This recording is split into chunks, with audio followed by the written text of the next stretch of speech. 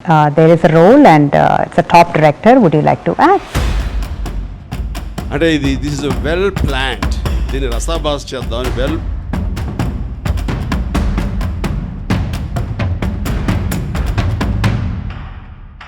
Folks ఒకప్పటి national crush గా ఉన్న హీరోయిన్ మాధవి తన కెరియర్ పీక్స్ లో ఇండస్ట్రీని వదిలి 3,000 కోట్లని సంపాదించగా అప్పట్లో తనని మోసం చేసిన హీరో ఎవరనేది ఇప్పుడు బయటికి రావడంతో ఈ వార్తలు హల్చల్ అవుతున్నాయి. వివరాల్లోకెళితే దాదాపు 2 దశాబ్దాల పాటు స్టార్ హీరోయిన్ గా ఉన్న మాధవి అప్పట్లో జయసుధ, జయప్రద, శ్రీదేవి వంటి ప్రముఖులతో సమానంగా గుర్తింపు తెచ్చుకుంది. ఇక అలా మాధవి నటనా జీవితంలో ఎప్పటికీ గుర్తుండిపోయే మూవీ ఏదైనా ఉంది అంటే అది మాతృదేవోభవ మూవీనే. ఈ సినిమాలో 3 పిల్లల తల్లిగా ఆమె చూపించిన భావోద్వేగాలు ప్రేక్షకుల మనసుల్ని కదిలించాయి. అలా ఈ చిత్రంలోని పాటలు, కథనం ఇప్పటికీ చాలా మందికి గుర్తుంటాయి. ముఖ్యంగా ఈ సినిమాలో మాధవి నటనకి కంటతడి పెట్టని వారంటూ ఉండరు అని చెప్పడంలో సందేహమేమీ లేదు. అలా తను సినీ కెరియర్ లో పీక్స్ లో ఉన్న సమయంలో ఇండస్ట్రీకి ఫుల్ స్టాప్ పెట్టేసి పెళ్లి చేసుకుని యుఎస్ఏకి వెళ్లి సెటిల్ అయింది. అలా 30 ఏళ్ల నుండి ఇండస్ట్రీకి దూరంగా ఉన్న మాధవి తన చిన్న కూతుర్ని తన సినీ వారసురాలిగా ఇండస్ట్రీకి తీసుకురావాలని ప్లాన్ చేస్తున్నట్లు వార్తలు అన్ని చోట్ల హల్చల్ అవుతున్నాయి. అసలు మాధవికి చిరంజీవికి ఉన్న గొడవేంటి?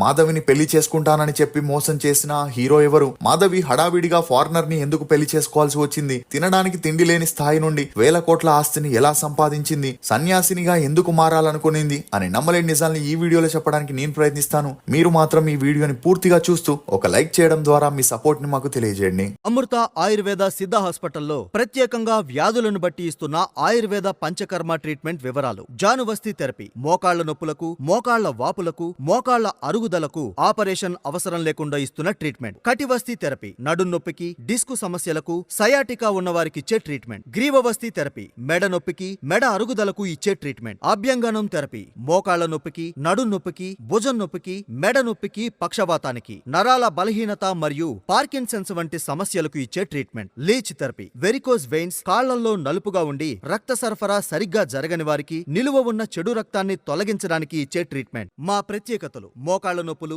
సయాటికా, కీళ్లవాతం, పక్షవాతం, spondylitis, asthma, sinusitis, BP, sugar, thyroid ఇలా 50కి పైగా ఎన్నో దీర్ఘకాలిక వ్యాధులకు చికిత్సను ఇవ్వబడును. విశాఖపట్నంలో ఉన్న మా hospital address railway new colony road, Dondaparthy, Sri Kanya theatre దగ్గర, విశాఖపట్నం. కనక విజయలక్ష్మి అలియాస్ మాధవి. ఈమె 1962 సెప్టెంబర్ 14న ఆంధ్రప్రదేశ్ లోని ఏలూరులో ఒక మధ్యతరగతి బ్రాహ్మణ కుటుంబంలో జన్మించింది. తండ్రి గోవిందస్వామి, తల్లి శశిరేఖ.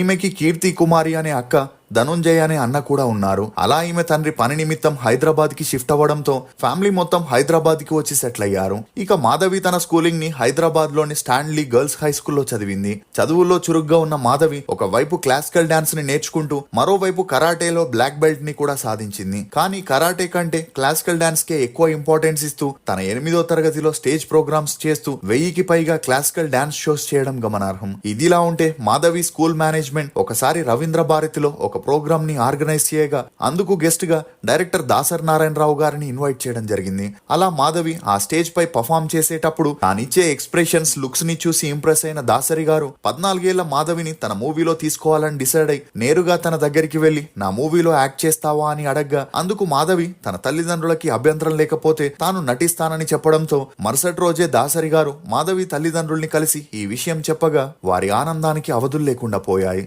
ఎందుకంటే సినిమాల్లో నటించాలని చాలా మంది ఆఫీసుల చుట్టూ తిరుగుతున్న ఆ అవకాశం తన కూతుర్నే వెతుక్కుంటూ రావడంతో మాధవి తల్లిదండ్రులు అందుకు ఒప్పుకోగా దాసరి గారి డైరెక్షన్ లో నరసింహరాజు హీరోగా, మాధవి సెకండ్ హీరోయిన్ గా తూర్పు పడమర అనే మూవీని చేయగా ఆ మూవీ సమయంలో దాసరి గారు అప్పటికే ఇండస్ట్రీలో లక్ష్మి పేరు మీద చాలా మంది నటీమణులు ఉండడంతో విజయలక్ష్మిగా ఉన్న తన పేరుని మాధవిగా మార్చడం జరిగింది. అంతేకాకుండా తన ఫోటోస్ ని మ్యాగజైన్ పేపర్స్ అన్నింటిలోనూ పబ్లిష్ చేపించడంతో మాధవి అందాన్ని చూసి తనతో పనిచేయడానికి ప్రొడ్యూసర్లు, డైరెక్టర్లు ఎగబడడం మొదలెట్టారు. అలా తూర్పు పడమర మూవీ 1976లో రిలీజ్ అయి ఓకే టాక్ తెచ్చుకోవడంతో అటు కృష్ణంరాజు గారితో అమరదీపం, స్నేహం, మరో చరిత్ర అనే మూవీస్ లో సెకండ్ హీరోయిన్ గా చేస్తూ బిజీ అయింది. కానీ ఎప్పుడైతే మాధవి ఇద్దరు అసాధ్యులు అనే మూవీలో మెయిన్ లీడ్ గా చేసిందో ఆ మూవీతో తనకి మంచి బ్రేక్ వచ్చి హీరోయిన్ గా ఛాన్సులు వెతుక్కుంటూ వచ్చాయి. ఇక అలా ఎప్పుడైతే చిరంజీవితో కలిసి ప్రాణం ఖరీదు అనే మూవీలో నటించిందో ఆ సమయంలో వీరిద్దరికి ఏర్పడిన మంచి స్నేహం కారణంగా చిరంజీవి మాధవిని తన మూవీస్ అన్నింటిలోనూ రికమెండ్ చేయడం మొదలెట్టారు.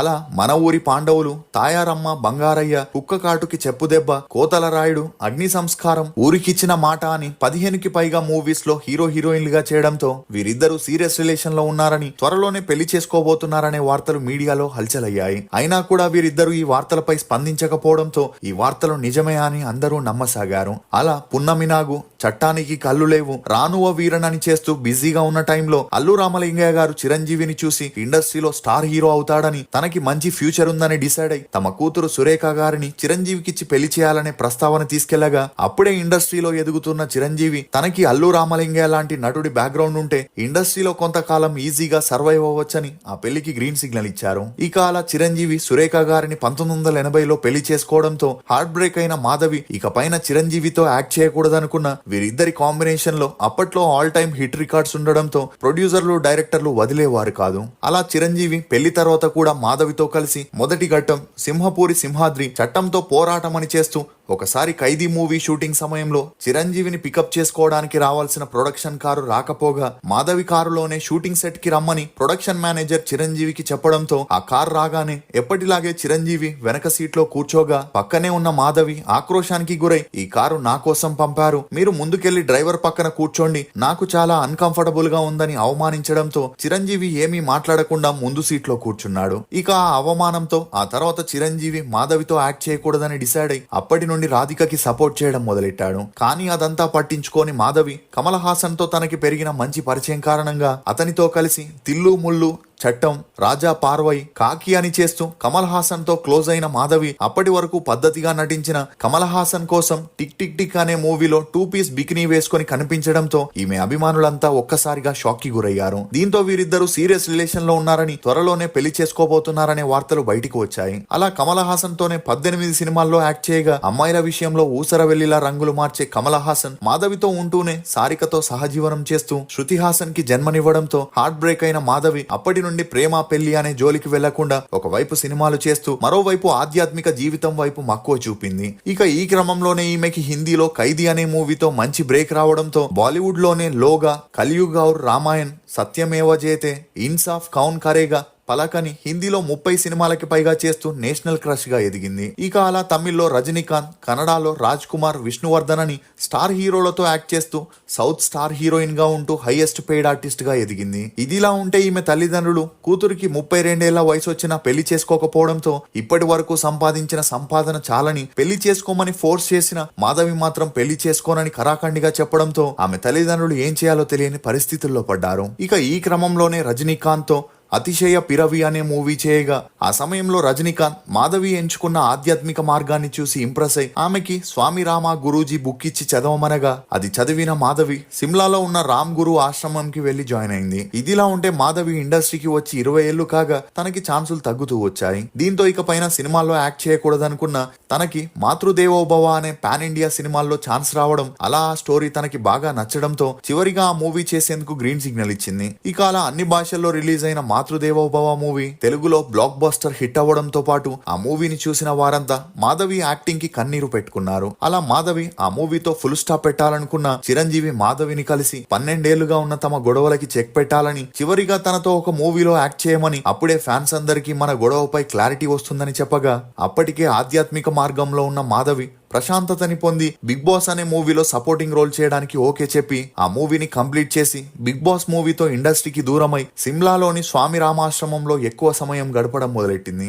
ఇక ఈ క్రమంలోనే స్వామి రామ గురువుకి మాధవి నేచర్, ఆమె వ్యక్తిత్వం బాగా నచ్చి తన శిష్యుడు రాఫ్ శర్మ అనే ఎన్ఆర్ఐ USA లో ఉన్నాడని, అతని తండ్రి పంజాబ్ కి చెందిన వారై ఉండి జర్మన్ కి చెందిన మహిళతో ప్రేమలో పడి వారిద్దరూ పెళ్లి చేసుకుని USA లో సెటిల్ అయి ఆ తర్వాత ఫార్మా కంపెనీని కూడా స్టార్ట్ చేశారని, అది చాలా సక్సెస్ఫుల్ గా రన్ అవ్వడంతో ఇప్పుడు 10కి పైగా బ్రాంచెస్ ని ఓపెన్ చేశారని, వాటి బాధ్యతల్ని ఒక్కగానొక్క కొడుకు రాఫ్ శర్మనే చూసుకుంటున్నాడని, మీరిద్దరూ ఒకటైతే మీ జీవితం చాలా బాగుంటుందని చెప్పగా మొదట మాధవి అందుకు ఒప్పుకోలేదు. కానీ గురువు గారి మాటని కాదనలేక రాఫ్ శర్మ ఫోన్ నెంబర్ ని తీసుకోవడం జరిగింది. అలా మరుసటి రోజు మాధవి రాఫ్ శర్మకి కాల్ చేయగా ఆమె మాటల్ని విని ఇంప్రెస్ అయి స్వామీజీ ఒక అమ్మాయిని పెళ్లి చేసుకోమంటున్నారంటే ఏదో విషయం ఉండే ఉంటుందని రాఫ్ శర్మ 2 రోజుల్లోనే USA నుండి ఇండియాకి రాగా అతన్ని పికప్ చేసుకోమని గురువు గారు మాధవిని పంపడంతో రాఫ్ శర్మ ఎప్పుడైతే మాధవిని ఎయిర్పోర్ట్ లో చూశాడో తనకి మాధవి బాగా నచ్చి అక్కడే రింగ్ ని తొడిగి ఎంగేజ్మెంట్ ని చేసుకున్నాడు. ఇక అలా వీరిద్దరికి ఎంగేజ్మెంట్ అయిన 2 వారాలకి 1996 ఫిబ్రవరి 14న పెళ్లి చేసుకుని సెటిల్ అయ్యారు.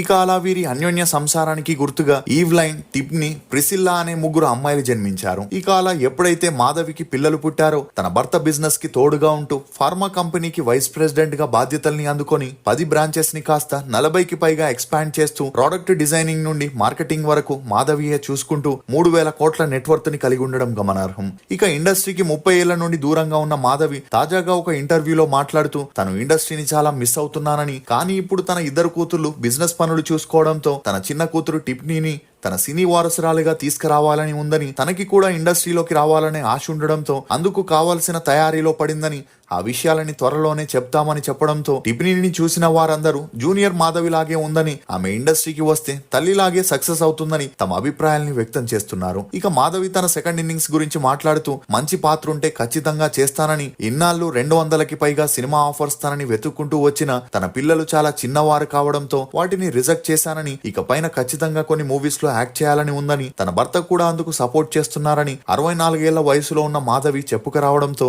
ఈమె ఫ్యాన్స్ అందరూ తాను ఎప్పుడెప్పుడు సెకండ్ ఇన్నింగ్స్ ని స్టార్ట్ చేస్తుందా అని వెయిట్ చేస్తున్నారు. ఇప్పటి వరకు మాధవి కన్నడ, తెలుగు, తమిళ్, మలయాళం, హిందీలో హీరోయిన్ గా సపోర్టింగ్ ఆర్టిస్ట్ గా 300 సినిమాల్లో నటించగా ఈమె నటనకి గాను 2 కేరళ స్టేట్ అవార్డ్స్ తో పాటు 2 ఫిలింఫేర్ అవార్డ్స్ ని కూడా అందుకునింది. మీకు మాధవి నటించిన సినిమాల్లో ఫేవరెట్ ఏదనేది కమెంట్ సెక్షన్ లో తప్పకుండా తెలియజేయండి. ఫోక్స్, మెదడులో పుట్టిన ఒక ఆలోచనని మనసు నమ్మగలిగితే ఖచ్చితంగా దాన్ని మనం సాధించగలం. ఇది ఫోక్స్ మాధవి గురించి కొన్ని నమ్మలేని నిజాలు.